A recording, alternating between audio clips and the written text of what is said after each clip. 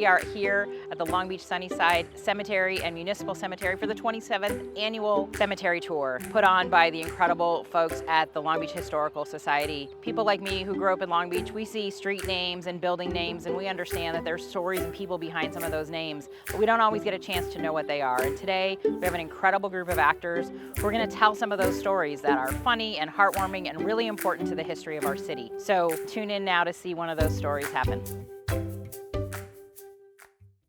Good morning, Mr. and Mrs. America and all the ships at sea.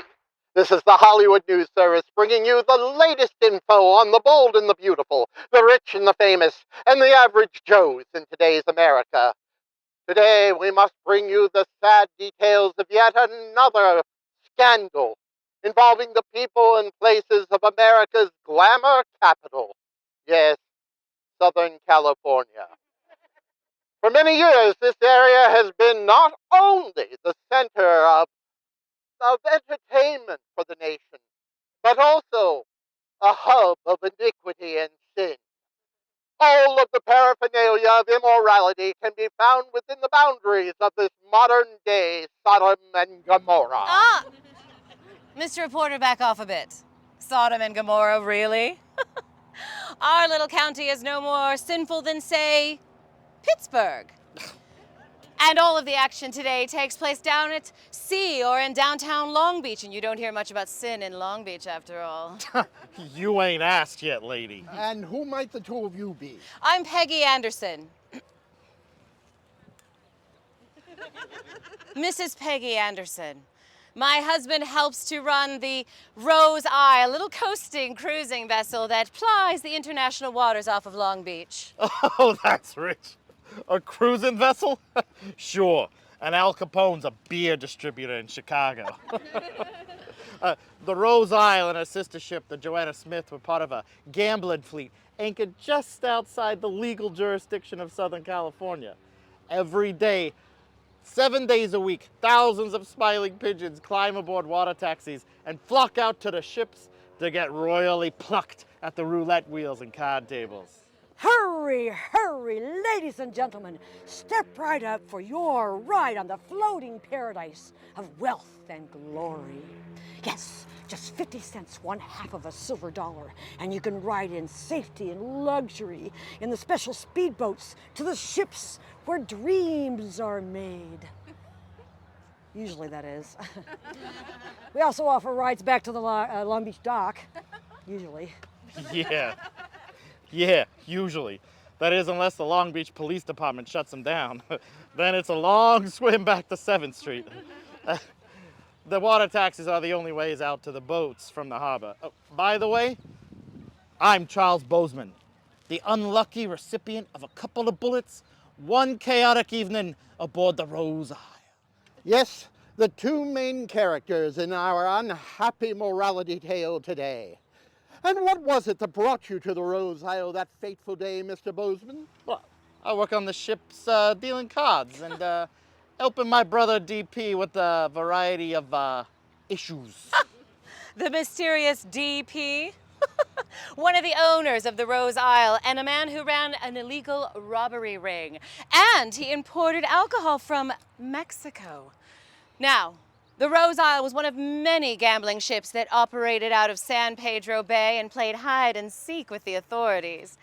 Rumor has it that DP and his criminal associates came all the way out from the Midwest in search of new victims. Well, you gotta go where the money is. Hollywood, am I right? And, Miss Anderson, your husband worked on the Rose Isle, so let's not act like we don't know what's going on. My husband is an honest man, Mr. Bozeman, an honest family man, a man who has a keen appreciation for how to get ahead in this competitive world, especially in these times of great economic trouble. But a terrible dancer, eh, Miss Anderson? Stop. You spent most of the evening dancing with me, as I recall.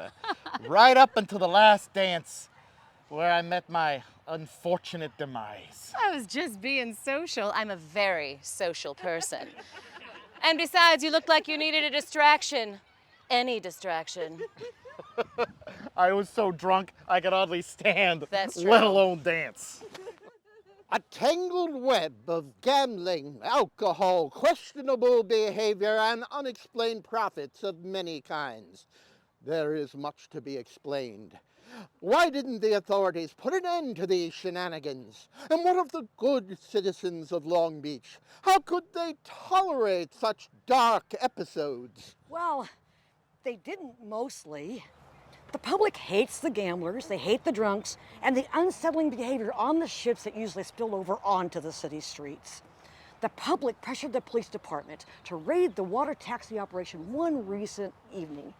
That just set up a whole Donnybrook, a real riot right on the docks. Our guys duked it out with the cops, and then we just all backed off. The city council tried to stop the ships, but our lawyers had a very clever legal strategy to foil the city. That is, until the feds got involved. The death of Mr. Bozeman and the violence on the docks brought a lot of unwanted attention to the gambling operation. Indeed. Card dealer Charles Bozeman was found dead one night aboard the Rose Isle. Many witnesses saw James O'Keefe, the ship's bouncer, running from the room where the shots were fired. The police arrested him. There was a trial, and many from the ship testified. In the end, O'Keefe was convicted. But the judge only saw fit to sentence him to 5 years probation. Poor Mr. Bozeman never got the justice he deserved. Deserved? What could that drunken reprobate deserve that he didn't already get? Really, sir, a man with such low integrity. Well, somebody ought to be held responsible for my sudden exit from this earthly domain. And what about James O'Keefe, that bouncer from the Rose Isle? He and I didn't exactly get along. And what happened to the diamonds I had with me? Diamonds? I never heard about any diamonds. Yes, $15,000 worth, or so they say. One can never be too sure in these trying economic times. $15,000 worth of diamonds, a veritable king's ransom. Remember, this is 1932. In today's economy, they'd be worth about $300,000. 300,000? The diamonds were never recovered, as far as we know anyway. Wise up, pal. Some sticky-fingered punk pilfered him before I was even cold. Back to the question. Who killed Charles Bozeman and why? Friends, enemies, family, who knows? Perhaps one of the many people that he victimized in this murky swamp of an underworld. In any case, the shooting and the corruption brought about by the free flow of money, gambling, and alcohol, a real devil's triangle if you ask me, finally prodded the federal government to step in. And using tax laws and maritime jurisdiction rules, they began to shut down the gambling ships. It took some time, but eventually the mighty fleet vanished into Davy Jones' locker, just as World War II appeared on the horizon. Let us now join in a fond farewell to our state's hidden traditions. Hail to thee, ships of yore, sailing the seas, alas, no more. 1,000 ships, 1,000 bets on 1,000 tables. The odds of winning, a mere fable. Lawyers of the state sealed their fate, and the ghostly water taxis could only wait. And hosts of pigeons now fly to Vegas. Oh, by the way, I finally did get a matter of justice after all. Several years later, James O'Keefe met with a similar, unexpected end. A similar and unexpected end for him. Well, I got 2 bullets, he got parole. Then he got 2 bullets later. All's well that ends well, huh?